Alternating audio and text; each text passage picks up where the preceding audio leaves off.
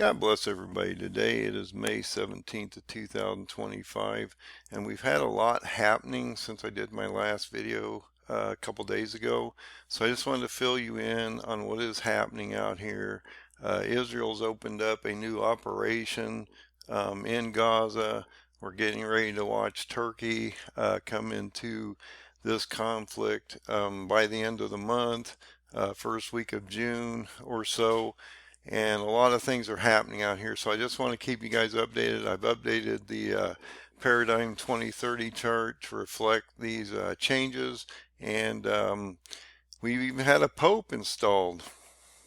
So approximately 4 days ago, on May 12th of 2025, I did this video which took you through the time when Syria fell as a nation, and you saw those Turkish-backed Syrian groups in November of 2027 start that attack on Syria, and then you watched Damascus fall and the Assad regime fell by December 8th. So in this last video that I did on May 12th, it covered a pretty good gap of time. It really covered from November 27th, 2024, from the fall of Syria to the date of this video of May 12th of 2025, just after we saw the Pope perish, and things really started to change, especially in March. So I wanted to bring all these updates to you, and so this sort of walks you through that period of time. This video I'm doing right now will walk you through just the last couple days and how this has accelerated. So I want to take you to the Paradigm 2030 chart. It has been updated today, May 17, 2025, and so I want to show you those updates. There's only a few of them, so the Paradigm 2030 chart is pretty much set in stone, and all we're doing is adding current events as they happen into the future in the next basically four and a half years. So this chart's not going to change too radically at this time, because these dates are set based on history of the past, biblical history of the past, and 4 leaders of the past in biblical history that reflect 4 leaders today. So if you've been following my videos for a number of years, you'll know what I'm talking about. We're just going to concentrate on, in just the last few days, how this has changed since my last video. So let's go into this chart. I'll show you exactly what I'm talking about and how this is affecting us in real time. So when you go to endofdayssurvival.com and you come down just a little bit, you click on this 5th PDF, and that will give you the Paradigm 2030 chart.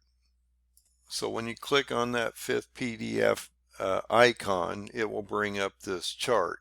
Now we're going into a very specific portion of the chart, which is going to be approximately in this area here.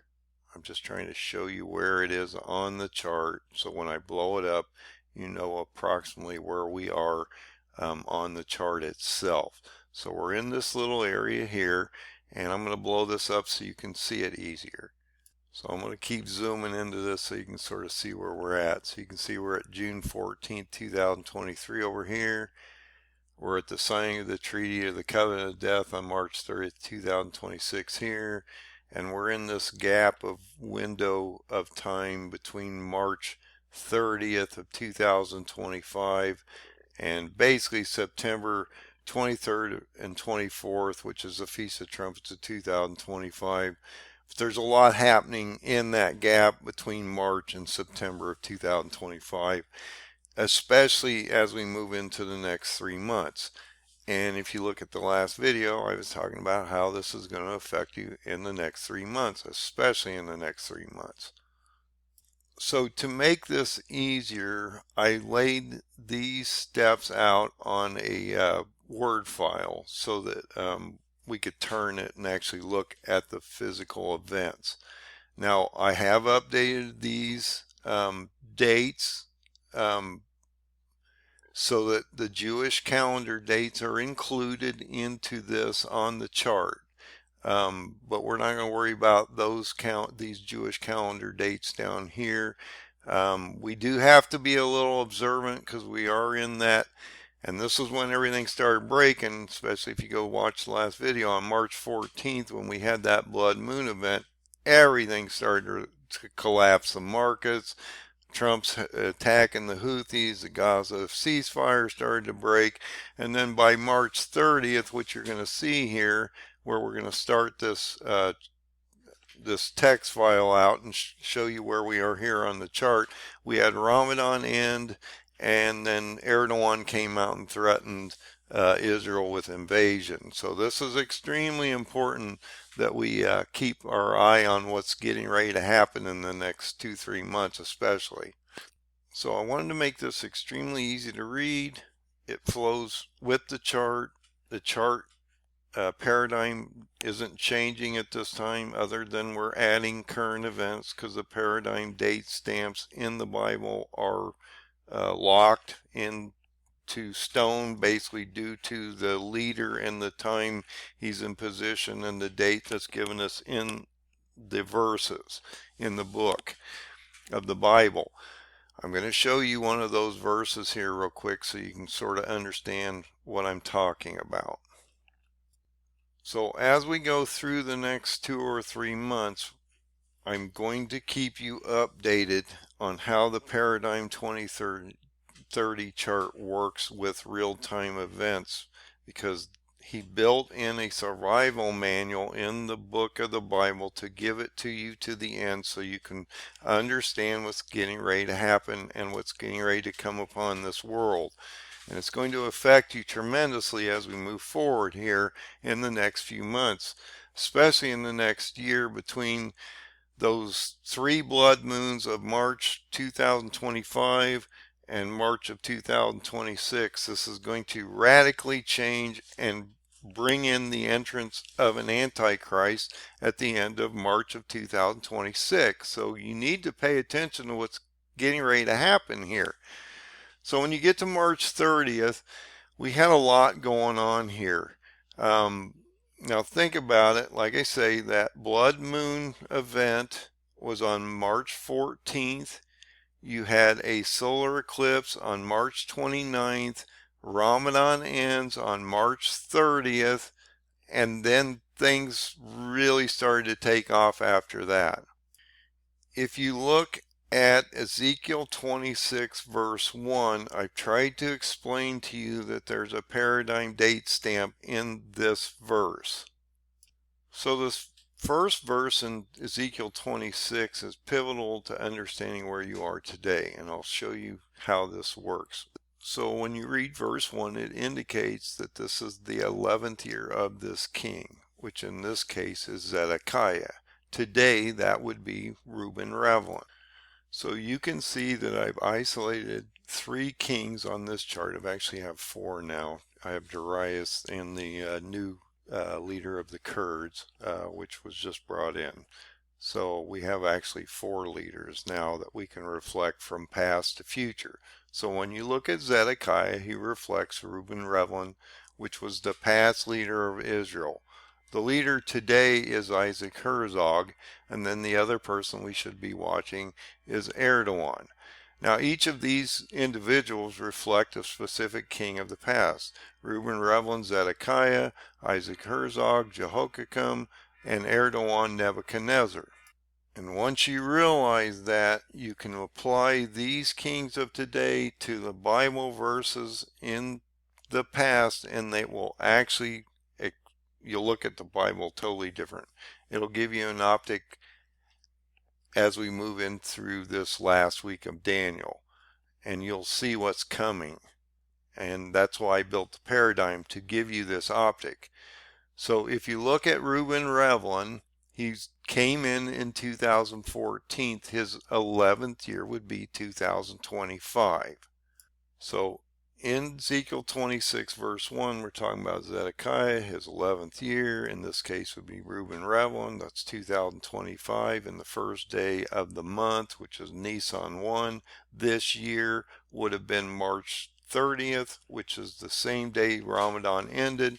And we also had another couple additional events I'm getting ready to show you happened on that very specific day.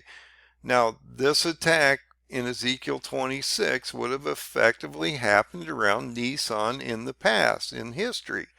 And it's interesting that Tyre, Lebanon falls in July. So realize that it is chronological in its the way that they've laid this out. So they want you to understand the events, and if you know your history, you would understand what's getting ready to happen.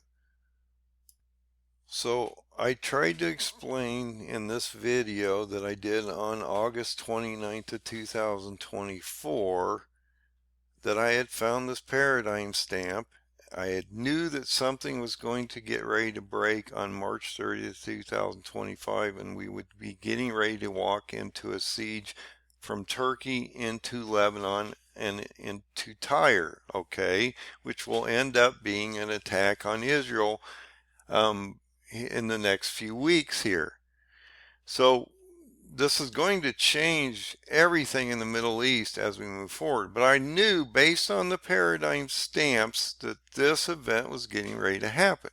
So approximately 8 or 9 months ago on August 29th of 2024, I put this video out indicating that I thought based on the paradigm 2030 stamp in Ezekiel 26:1, which told me on March 30th of 2025 we would start to see this cascading event getting ready to break out, and potentially see just after that, because he has the vision on Nisan 1, which is March 30th, 2025.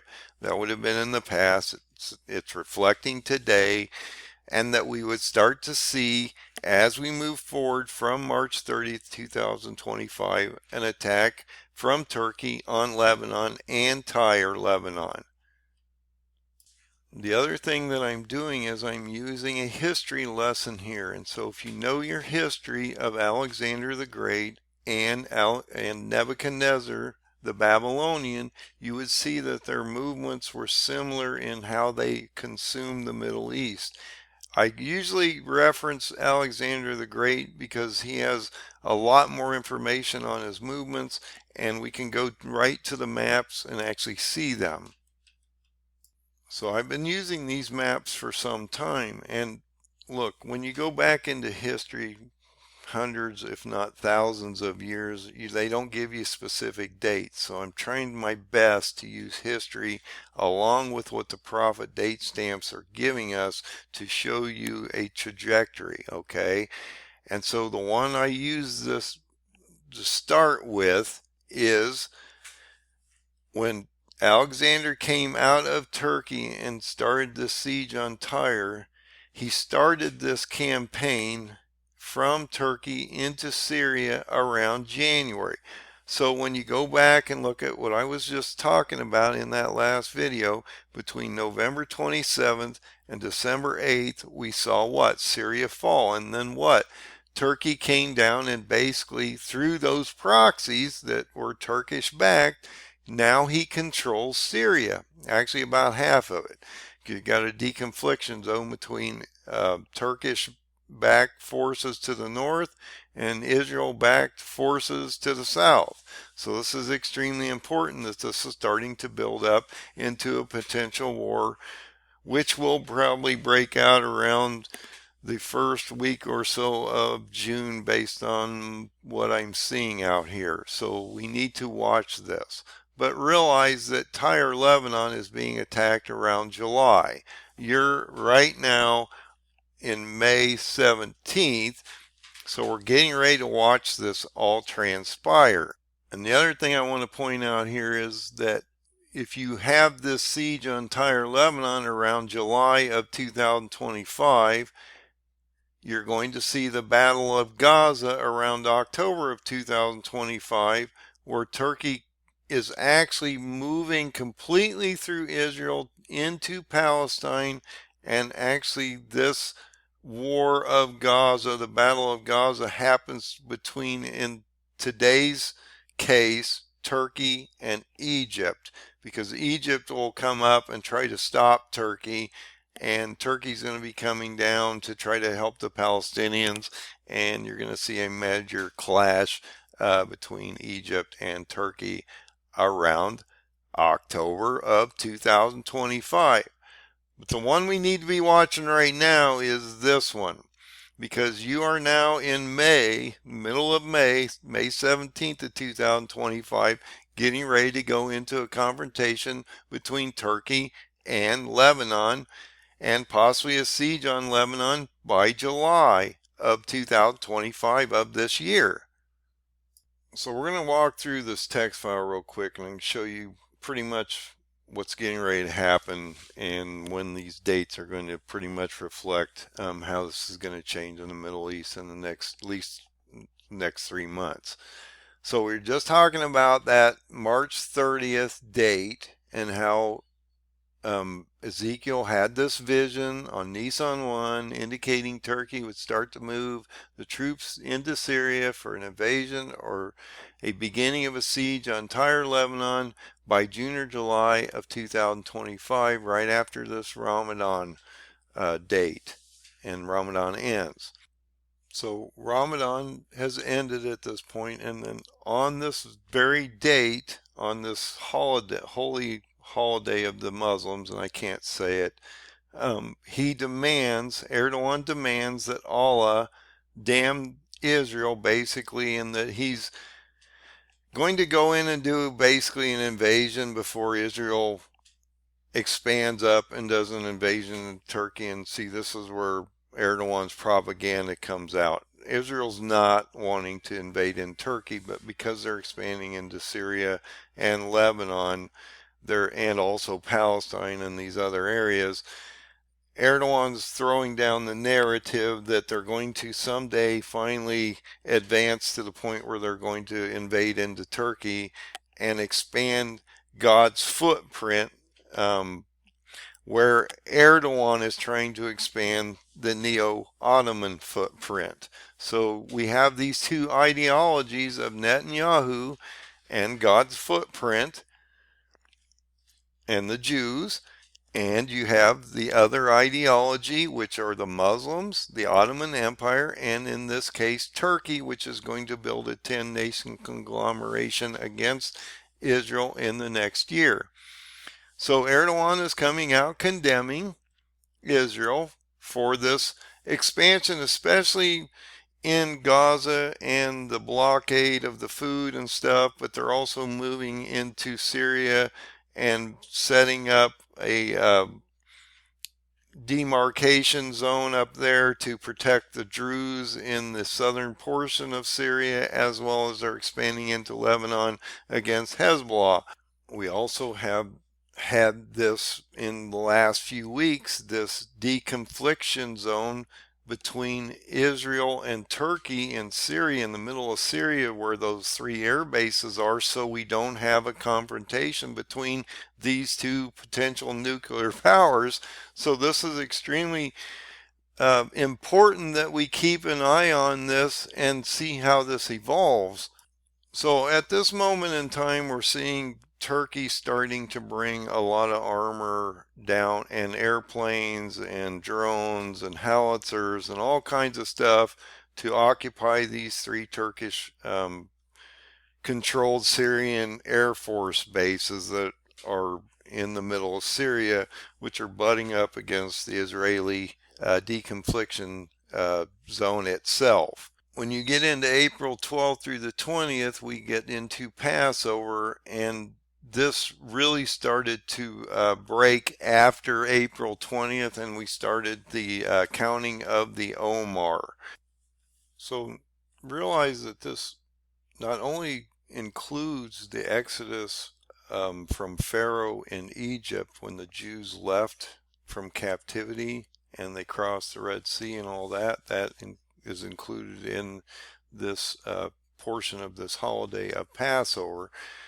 We also have the 50-day count of the Omar that reflects the time where Jesus is crucified to Pentecost.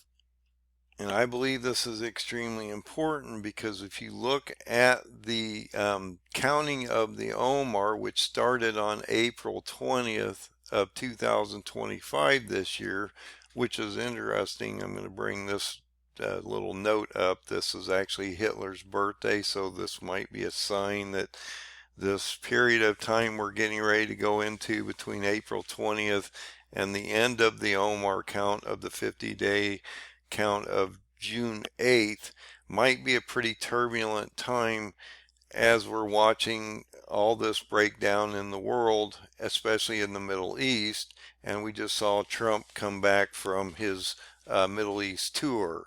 So when you go back and look at Leviticus 23, it tells you that Jesus perished and was crucified on Nisan 14. Okay, so a week later on that first Sabbath after that, which would have been on April 20th, we would have started the counting of the Omar.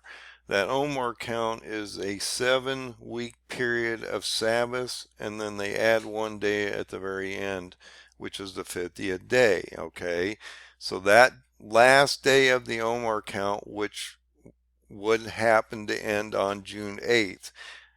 That date of June 8th falls right in the middle of the 6-day war, so I think that's extremely important. So if you know your history, you know that the 6-day war happened between June 5th and June 10th of 1967, which turned into what? A Yom Kippur War of 1973. And that date is extremely important because if you go look at the Yom Kippur War of 1973, that started on October 6th and lasted to October 25th. Well, if you go look at the war when Hamas attacked in 2023, you would realize that this attack by Hamas on Israel happened almost 50 years to the day that Yom Kippur War broke out.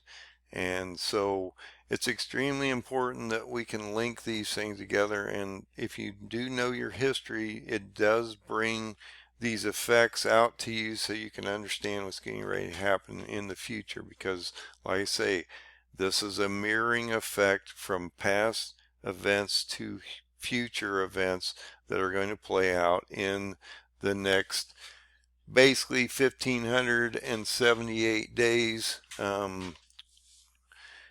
And what I mean by that is we have 1578 days from May 17th of 2025 to the Feast of Trumpets of September 10th of 2029, which in my opinion is rapture or the removal of the church or the body of Christ. So we're going to be here for about another 4.5 years. We just need to get through this period of time that we're in now. So it's important that we understand all of these things about the Jewish calendars. See, you can't use the Gregorian calendars because the prophets didn't know what a Gregorian calendar was back then. Because we use them today doesn't mean that it's going to give you insight to what's moving on God's calendar. And if you know you have a date count of 50 days that ends on June 8th, which falls in the middle of the the 6-day war, as Turkey's getting ready to break out, as Israel's ramping up all of their fronts at this very moment in time. In just the last 24 to 48 hours, this has gone ballistic out here, guys. It's incredible the ramp up that we're seeing out here. So because we've not hit sundown yet, you are in day 28 of the 50-day Omar count, which is 19 IR or ER, depending on how you want to say that. And it is May 17th on this very specific day. So I'm trying to point out things, and then we're going to move forward into the next couple months. So right after Passover, and we started that Omar count of the 50 days, so we're into that 50-day count to June 8th. We saw what? Right after that, the start of the Omar count, which was Hitler's birthday. I'm just pointing that out because I think these are relevant, possible things we should be connecting. Hitler's birthday is on April 20th. So you got to watch these things. It might be starting of a bad cycle. The day after that, we saw Pope Francis die on Easter Monday, which is a pagan holiday, okay? Because Passover actually happened on April 12th, okay? Not Easter Sunday of April 20th. You guys are a week off in the Christian calendar when you do that. And that's what I mean. You got to follow the Jewish calendars. Gregorian calendars don't work in this world because it falls into a pagan world when you do that.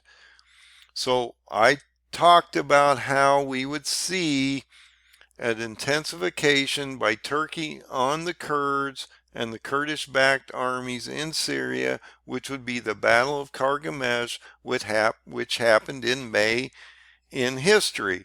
And so if you look at history, you would know that based on the movements of the Middle East and Turkey and how they're intensifying against the Kurds or the Medes, that we were going to start to see this intensification around the Euphrates River and the Tomb of Suleyman-Shah, which we have just seen.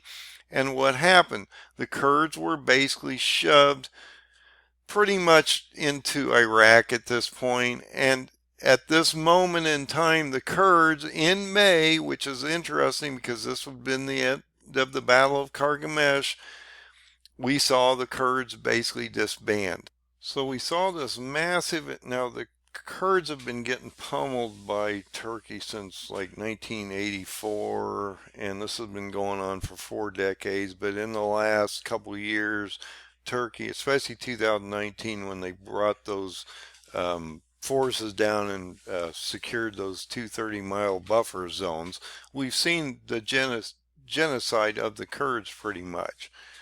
So what happened was we saw when Turkey-backed groups took Syria over, they forced the Kurds over to the Euphrates, to the east.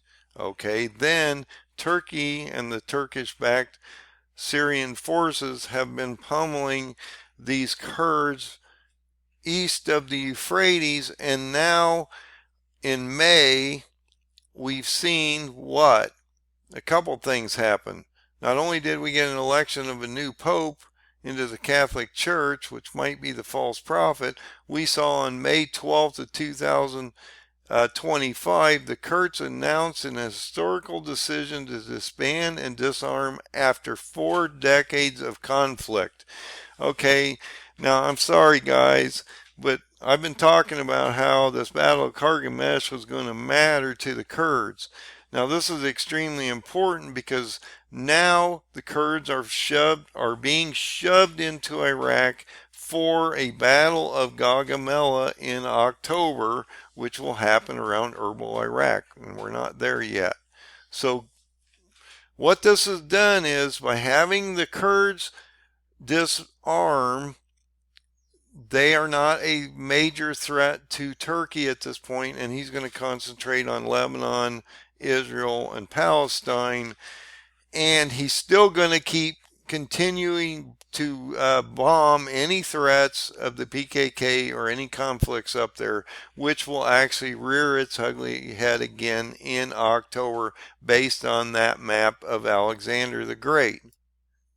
And you can see that in the map of Alexander the Great. Now see, this is movement 8 on the map, so it's not here yet. We're still down over here, okay? So you're in July, you're getting ready to go into July, and this starting of the siege of Lebanon of June, July of this year into a siege on Gaza in October of this year, which would then be the collapse of Egypt, back to an attack on the Battle of Gaugamela, which would be Erbil, Iraq in October of this year, to a literal collapse of the Kurds, to a battle of the Persian Gate, which is when the Kurds and the Iranians align, and once that occurs, you would see Turkey follow the Kurds down here and smash them in January 2026.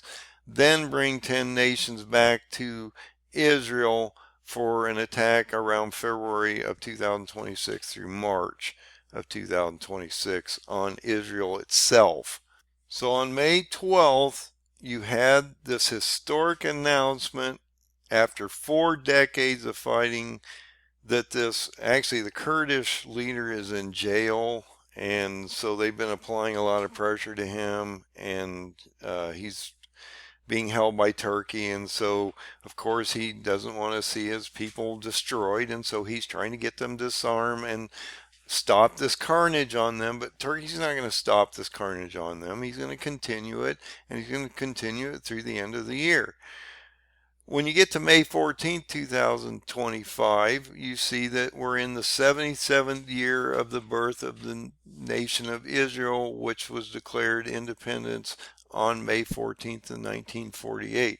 Now, this is interesting because you go to the strong generation of Israel, that would be when? May 14th, 2028.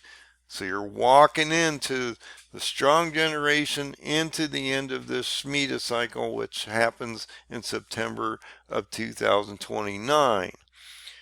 The other thing that I think is really important to point out here as we got into May and watched those Kurds collapse, I indicated that we would start to see invasion into a larger invasion from Turkey into Syria, and that they would start to penetrate into an invasion into Lebanon that would turn into a siege on Tyre, Lebanon by July, and possibly even an attack on Israel in their own country by Turkey in July of this year of 2025, that this thing is going to start to really spiral out of control as we move forward in the next couple months.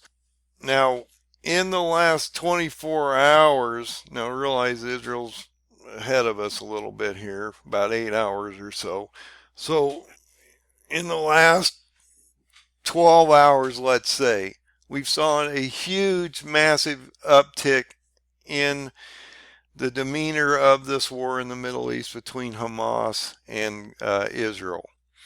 And this happened right after Trump left the Middle East. I mean, the plane hadn't hardly left the tarmac, and Israel started this brand new siege on Gaza. So, in my opinion, we have a rift between Netanyahu and Trump. Trump wants to stop the carnage pretty much in the whole region, but he definitely wants to stop the carnage down here in Gaza, and he also wants to get aid into this area for these Palestinians that really have been denied aid for at least a couple months at this time, based on reports through the UN and different things like that. You have to take those reports for whatever they are, but the situation on the ground in Gaza is extremely dire. And the other side of this equation is Netanyahu is ideologically driven, okay? And he's also concerned that if he does not eliminate all threats around him, which he has 6 or 7 fronts going on right now between the Houthis, Iran, Iraq, Syria, all these different groups, Hezbollah, Lebanon, Hamas down south with, Palestine, all these different areas.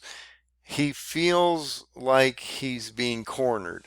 And you have to put yourself in not only the other groups in that area, but Israel's shoes also. Look, if you're Israel and you're being surrounded by all these armies, my guess is that Netanyahu feels that he will be genocided, or they won't exist here before long, if he does not eliminate the threats. And I mean eliminate the threats. And I'm talking about how Netanyahu's thinking here. I'm not talking about how I'm thinking. I'm talking about how he's thinking. This is why Trump and him are not on the same page right now. Because Trump's saying, look, let's cut a deal, and stop the carnage. And Netanyahu's saying, look, if we put this off, they're going to come back, they're going to do this again, and I'm going to have to go through the same process.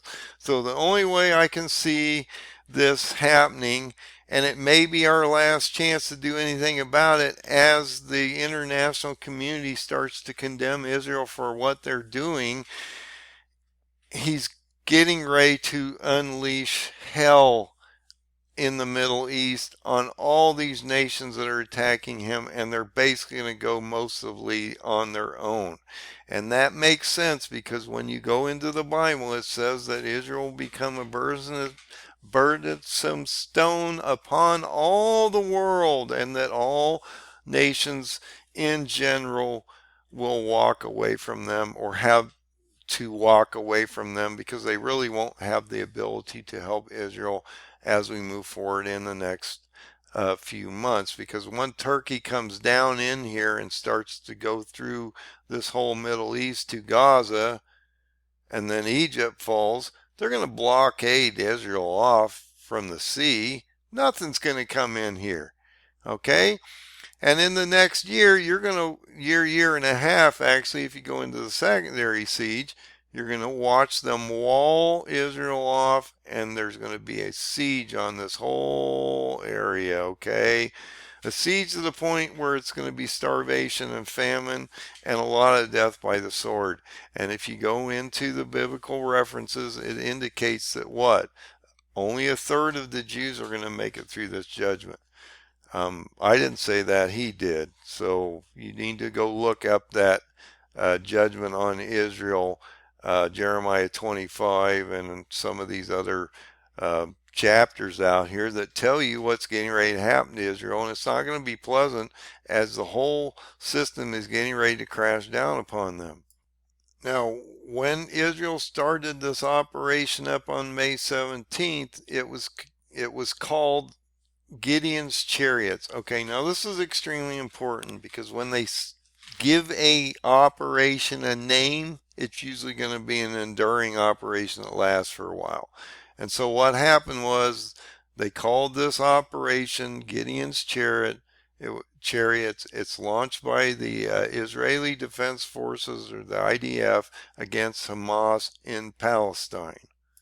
So as you can see, this is a major military operation launched by the IDF, and it is going to be in stages, and they are going to strategically invade, capture areas, hold on to these areas, divide these areas, and literally sit on them and occupy them. They're not going anywhere, and then they're going to wait for these terrorists to either give their hostages back, stick their heads out of the hole so they can eliminate them, or get to the point where they can totally eliminate the threat and control this area completely, or a combination of everything above. And if you go back in history in the book of Judges, you will realize that this was an extremely brutal time in history, and so I'm guessing that what we're getting ready to see in the middle of all this is going to be extremely brutal. The phrase Gideon's Chariots draws its meaning from a biblical figure, Gideon, and the concept of chariots as a symbol of military might. So Gideon was a judge and military leader in ancient Israel, known for his victory over the Midianites despite having a much smaller army. His story, found in the book of Judges, highlights a theme of faith, obedience to God, and overcoming unseemingly insurmountable odds. This is important because when you go back and look at that period of time, or when Nebuchadnezzar or Alexander attacked them, they always had a deficit. They always relied on everybody else, Egypt or whoever, to help them out, and not relied on God alone to fix their problems and overcome these wars that came upon them, and these campaigns that came against them. And so it was extremely important that God is trying to, just as this is happening today, Israel has relied on what? Egypt. It's relied on the United States. It's relied on everybody else in the region that's that will get on board with Israel to fight this war. And they should be relying on their faith in God, and if they were right with God, he would protect them. So this is a problem, and he's explaining to them right now in real time that they're not relying on God. They're relying on themselves. If you go back in Nebuchadnezzar, Nebuchadnezzar exalted himself above God. That's why he crawled around on the ground for 7 years and acted like an animal, and then God gave him back his throne once. Why? Why did he give him back his throne? Because he humbled himself to God and realized that he wasn't above God at that moment in time. Netanyahu has a complex right now which states that he thinks he can do this on his own. He's going to take on all these different enemies and somehow God's going to save him, and this isn't going to happen. It clearly tells you that 2/3 of the Jews are going to perish in this process. And you could see this clearly in Zechariah chapter 13, verse 8 and 9. And it shall come to pass that in the land, Israel, saith the Lord, 2 parts herein shall be cut off and die, but the third shall be left within. Because why? You have a remnant that's always removed, and that's usually about 1/3 of the population. So if you have 10 to 15 million Jews over there right now in Israel, you're going to see a lot of them perish. Actually, approximately about the same amount as we saw possibly during the Holocaust, which is a scary thought if you think about that. He will bring 1/3 of them through the fire. He will refine them like silver is refined, and I will try them like gold is tried. And I shall call on my name, and I will hear them, and I will say, it is my people, and they shall say, the Lord is my God. So realize that when people are saying peace, peace, and prosperity at the end, they are false teachers, because he clearly tells you this is not going to happen. There's going to be a massive judgment on the Israeli people as we move forward. But also realize you are walking into, in March of 2025 to March of 2026, not only 3 blood moons, but 3 solar eclipses, which are judgment against nations also. So all nations at this moment in time are going under judgment. No one's going to get out of this one, and you better figure it out and get ready, because the only way you're going to get through this is to put oil in your lamp, get ready for the ride, and find faith in the Lord Jesus, that he is the Savior and the only open door to get to the end of the story. And hopefully you'll make it to the Feast of Trumpets of 2029, September 10th, and be removed from this planet before the bowls of God's judgment fall upon the wicked. So you had this new campaign from Israel that's going to be extremely brutal, and they're not going to take prisoners because they believe that they're going to be genocided if they don't eliminate these threats. And so I don't know how much aid's going to get through. Israel stating that they are going to control the aid and everything going into this area, the amount of aid, who gets the aid. The aid will come to them and they'll disperse it. So this is going to get pretty ugly, not only on the famine side and the hunger side as we move forward, but also in the sword side, or the carnage of death based on just total destruction through the war machine of Israel itself. And so you can see that this is going to be a terrible process of chariots, of war machines, tanks, drones, bombs, missiles, you name it. It's just going to be horrific, guys. So just realize that God is doing this for a specific reason, and that he's getting ready to bring Israel and the Jews under judgment as we move forward, especially into the next year prior to the time that the remnant is hidden. And that will happen prior to the signing of the treaty, which is on March 30th of 2026 based on my paradigm. So if you look at that 6th seal event, I believe that's when the remnant is removed. That happens right after that blood moon between, you have a solar eclipse on February 17th of 2026, and a complete blood moon on March 3rd of 2026, leading into, I believe, a sixth seal event of March 4th of 2026 based on my chart.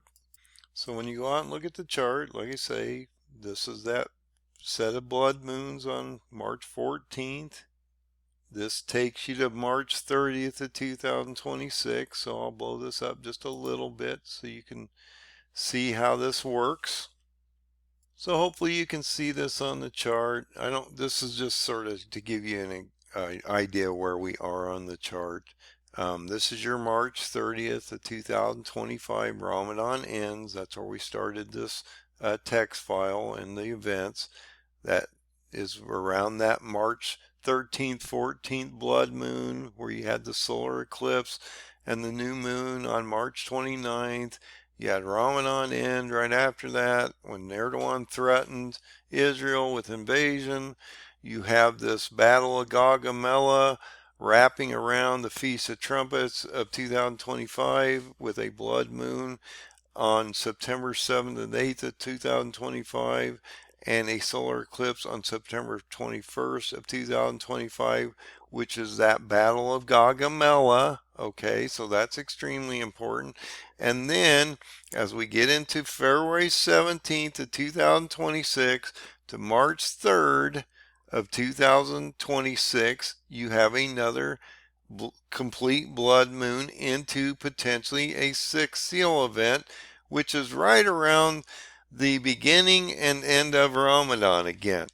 So that's what I mean. There's so much happening in this year. You have 3 blood moons between March of 2025 and March of 2026 with 3 partial or complete solar eclipses. I think they're actually all partial solar eclipses or annual solar eclipses at the same time. Blood moons usually are a judgment against Israel. Solar eclipses tend to be more of a judgment against the nation due to the size of the body of the sun or the moon reflecting either Israel or the nations in general. So due to this new campaign from Israel through Gideon's Chariots, this is going to drive Erdogan insane as he's watching all this carnage down south in Palestine, Lebanon, and Syria, and he is not going to sit on this. So when you go back to the Omar count, I believe that Turkey's ground invasion is going to start probably approximately around that June 8th indication, in between that week of June 5th and June 10th, around the time of the 6-Day War, and that this would start also not only an invasion into Lebanon and an attack of Tyre in June of 2025, but you would see them actually penetrate and move into, Turkey would move into Israel approximately around July of 2025, approximately around the time they're going to do this completion of Lebanon and the attack on Tyre.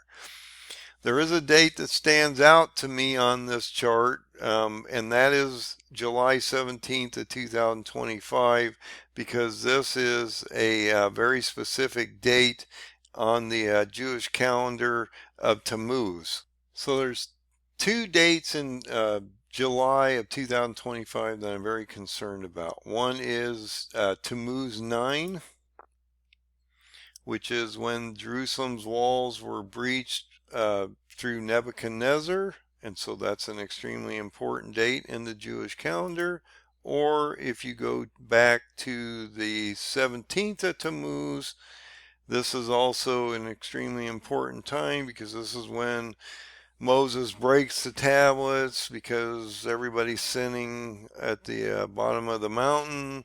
And we also see in history that this is the time when Jerusalem's walls were breached during the Roman conquest and the second temple destruction in 69 AD. So both of these dates are very important history, and they could affect Israel tremendously as we move forward in the next few months. Now, there's one last thing I would like to point out to you. So when you go out and look at the chart, there's an event sequence that could happen here. So once Erdogan or Turkey gets down into Gaza and we see an attack on Egypt, which is basically what happened during the Battle of Gaza. It wasn't against the Palestinians. He's protecting the Palestinians. He's also in the process of sieging Jerusalem and Israel up here, so they're not in a position to do anything. So when he comes down into Palestine, he's going to be butted up against the Egyptians. When they collapse, and they will, which will also bring Put and Cush into this picture also, he will realize that there's a calamity in the north, and so Erdogan or Turkey would leave a sixth of his armies down in here around Egypt or in this very area here, come back to Tyre, Lebanon, and then to the Battle of Gaugamela, which would happen around October. Now this is extreme September, October. It happens around the fall feast, which is the Feast of Trumpets through the Feast of Tabernacles, including Yom Kippur. And so we got to watch that very specific period of time. And that's interesting because we have a massive lineup of stars at that very period of time, which tells me that the Kurds and the Medes are going to collapse from this battle, because all the Kurds and the Medes are being shoved all the way from Syria into Iraq to this period or point in time. Once Erdogan gets back over here and attacks them, he will then collapse them to Iran, and then we will see that destruction of Iran around January, bringing all these nations back to Israel around February 17th of 2026. But this star alignment is around the Feast of Trumpets of 2025, and so we need to watch to see whether this is a potential collapse of the Kurds or the Medes to align with Iran and Persia for the destruction of both these nations and the completion of Daniel 8 prior to them all coming back to Israel for the destruction of the 10 nations, which complete your Ezekiel 38-39 prophecy prior to an Antichrist coming out around the end of March of 2026 based on the Paradigm 2030 chart. But I believe there's a warning here around this September 21st, 2025 and September 23rd, 24th, 2025 Feast of Trumpets dates. You have what you call a 3 days of potential darkness here, where Amos 8 verse 9 and 10 occur, where he turns the fall feast into mourning, and we have 3 days of darkness like in the days of Egypt, where only bees wax candles that were blessed or anointed will burn at that very specific time, and this lasts through day and night. And so this is a potential to have this happen right before the judgment on Israel of the sixth seal and the remnant of that third of the Jews being removed. So this is extremely important that we keep up with how these 3 days of darkness could literally occur, and this is really about the only time on the blood moon solar eclipses within the next 3 or 4 years that really line up like this, to where you have the fall feast turn into mornings right after a solar eclipse 3 days later. I'm just saying it's a possibility. I'm not dogmatic in these ways. I'm just pointing out that something could happen here and you should be aware of it. One last thing I wanted to bring to your attention before we stop this video is when you go back to 2019 and you go back to when I first started this chart, and I actually had finished my 117 step chart, which tells you how to read the 22 books of Revelation in a chronological manner, which is actually the first PDF file if you go out to my end of days survival.com site, free Wix site, you'll see that I was warning about this for some time. So this one could recur. It could mirror a possible effect in the past that will happen in the near future. So I've been warning about this for some time. On October 6th of 2019, Trump administration ordered the American troops to withdraw from northeastern Syria. 3 days later, during Operation Peace Spring, Erdogan starts an invasion against the Kurds, which started to build those 20, 30-mile buffer zones in both Syria and Iraq. And right after that, in the middle of October, we started to see the COVID reports coming out in 2019. We are getting ready to watch Trump, I believe, pull the majority of our troops out of Syria and allow Erdogan to basically fill that vacuum as he did in 2019. When this happens, my fear is, because we're going into seals here, and the first 4 seals are going to affect a quarter of the planet and potentially 2 billion people, that we potentially would see another pandemic come out before fall or before the end of this year.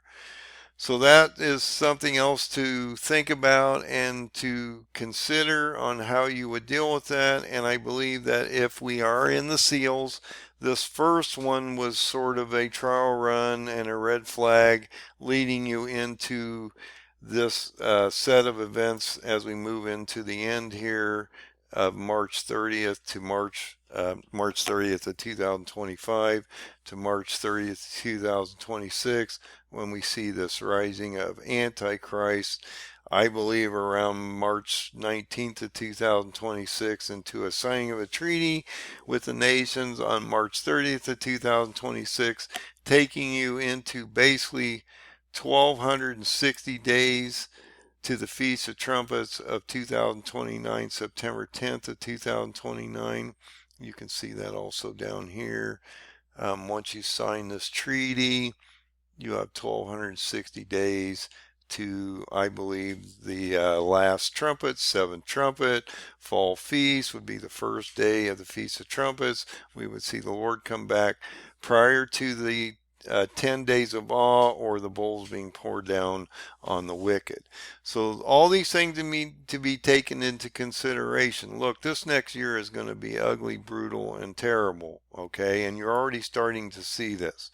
You're watching the Chinese trade war happen. You're going to start to see massive destruction on the shelves as we move forward in the next few months.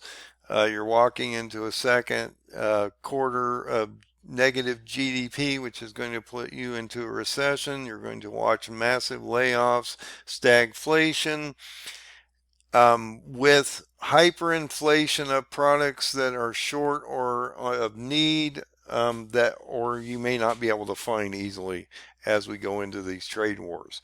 So realize, and then possibly with a pandemic on top of all that, oh, it can't get any better than this, guys. I'm just saying, put your 3D glasses on, get your popcorn out, get ready for this ride, because this is going to be the roller coaster that you've never been on before, that they've never made in the history of man, and this one is going to be extremely terrible.